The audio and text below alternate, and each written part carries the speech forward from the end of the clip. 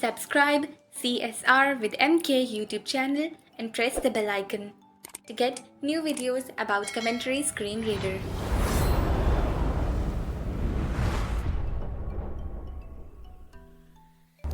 Assalamualaikum, welcome to CSR with MK YouTube channel and welcome to CSR default functions explain with practical।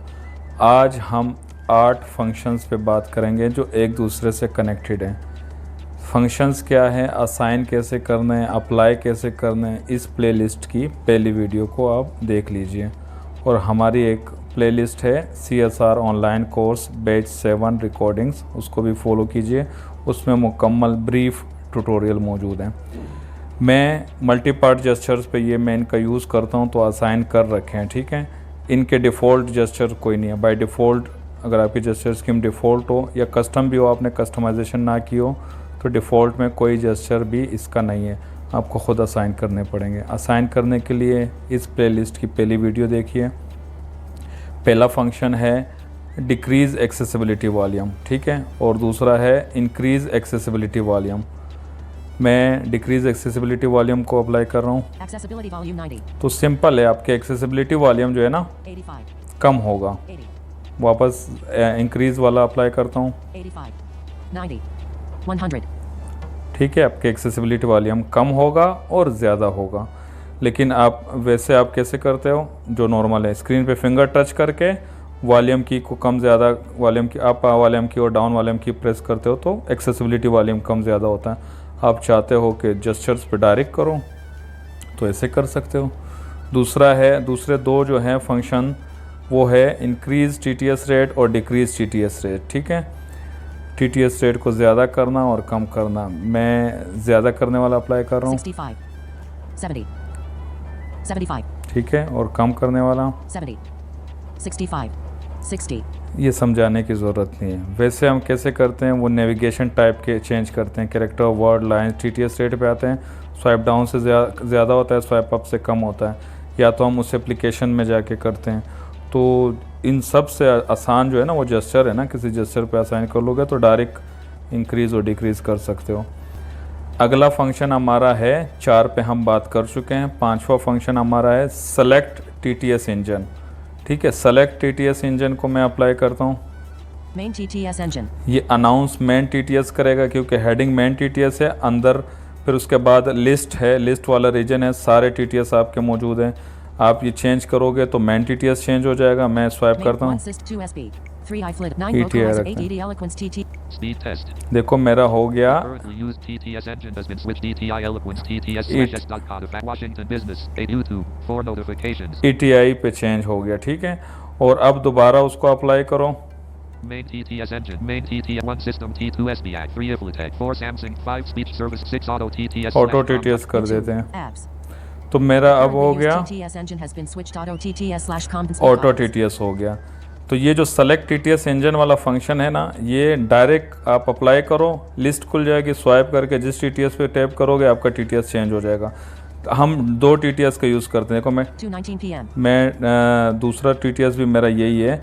अब मैं यही main TTS जो select TTS engine इसका नाम है, ठीक है, इस जेस्चर को अप्लाई कर, इस फंक्शन को अप्लाई करता हूँ। Main TTS engine. अब मैं, क्योंकि पहला हेडिंग मेन TTS और लिस्ट में मेन TTS चेंज कर सकते हो, और स्वाइप लेफ्ट करोगे ना, या बॉटम पे जो बटन है Secondary TTS engine. Secondary TTS engine button, तो इस पे टैप करोगे। Secondary TTS अब engine. हेडिंग सेकेंडरी TTS हो गई और लिस्ट में जो TTS तो वही होंगे जो आपके पास इंस्टॉल होंगे, लेकिन अब आप अगर जो चेंज करोगे ना तो सेकेंडरी TTS चेंज होगा। 1 system T1 मैं vocalizer ETI TT कर दूं। eloquence apps. YouTube apps. Currently used TTS engine has been switched. ETI Eloquence TTS. अच्छा, Eloquence. देखो पहले मैंने जब टाइम चेक किया था ना तो वो समांता ने बताया था। अब टाइम चेक करता हूँ, 2:20 PM. 2:20 PM ETI ने बता दिया, क्योंकि पहले मेरा सेकेंडरी TTS है ना, वो ऑटो TTS या वोकलाइज़र दोनों में से कुछ होगा, उन दोनों में समानता कॉन्फ़िगर है ना, और अब मैंने ETI कर दिया तो ETI। अच्छा, दोबारा अप्लाई करते हैं सेलेक्ट TTS इंजन वाला फंक्शन। Main TTS engine. तो पहला जो खुलता है लिस्ट वाला रीजन, उसमें आप मेन TTS चेंज डायरेक्ट कर सकते हो, Secondary और TTS secondary engine button. TTS engine पे टैप कर दो तो फिर जो लिस्ट खुलेगी तो आप सेकेंडरी इंजन चेंज कर सकते हो Cancel button. और कैंसिल कर सकते हो। कैंसिल है ये। Apps. ये बहुत काम का है, ये लाजमी रखें। फॉर एग्ज़ाम्पल जो TTS आप यूज़ कर रहे हो ना वो क्रैश हो जाए, ठीक है, काम करना छोड़ दे, तो आपका ये जेस्चर आपने असाइन किया हुआ है ना, जेस्चर अप्लाई करोगे, आगे स्वाइप करोगे तो लिस्ट में सारे जेस्चर है, किसी पे भी टैप कर दोगे तो आपका चेंज हो जाएगा। मैं तो इसका यूज़ करता हूँ। मेन TTS और सेकेंडरी TTS चेंज मुझे करना भी पड़ता है ना, ट्यूटोरियल्स के लिए, क्लास के लिए, कभी इस पे जाओ कभी उस पे जाओ, और तो यहाँ से मैं मेन और सेकेंडरी चेंज कर रहा होता हूँ। और कभी वो तो क्रैश कभी नहीं होता, लेकिन 2-4 महीनों में कभी कभार हो भी जाता है ना ऑटो TTS या वो समानता, तो यहीं से हम ATI पे स्विच कर लेते हैं। हमें पता है कि 2 दफ़ा स्वाइप करो तो ये आला है, 3 दफ़ा करो तो ये आला है। अच्छा, इसके भी बाद जो हमारा अगला फंक्शन है वो है switch the currently use TTS engine. जो भी आप यूज़ कर रहे हो ना, तरतीब से अगला जो भी होगा उस पर स्विच कर देगा। अब मैं ऑटो TTS पे मौजूद हूँ, मैं अप्लाई कर रहा हूँ, उसका नाम है फंक्शन का switch the currently use TTS engine, और ये जो पहले मैं बता चुका हूँ इसका था सेलेक्ट TTS इंजन, ठीक है। उसको अप्लाई करता हूँ स्विच वाले को।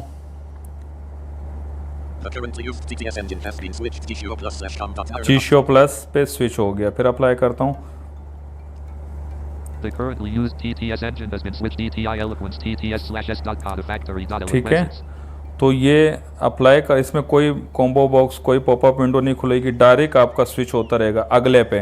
देखो अब आपने ऑटो TTS से ETI पे जाना है ना, तो अगर ETI अगला नहीं होगा ना, जैसे बीच में देखो स्पीक विद, अब ये ETI से मैंने दोबारा ऑटो TTS पे जाना है ना, तो ये ETI से ऑटो TTS पे, तो अगला मेरा वोकलाइज़र होगा, फिर ऊपर something TTS, Google TTS, system TTS, और फिर वहाँ के जाके 5वें-6वें नंबर पे ऑटो TTS आएगा।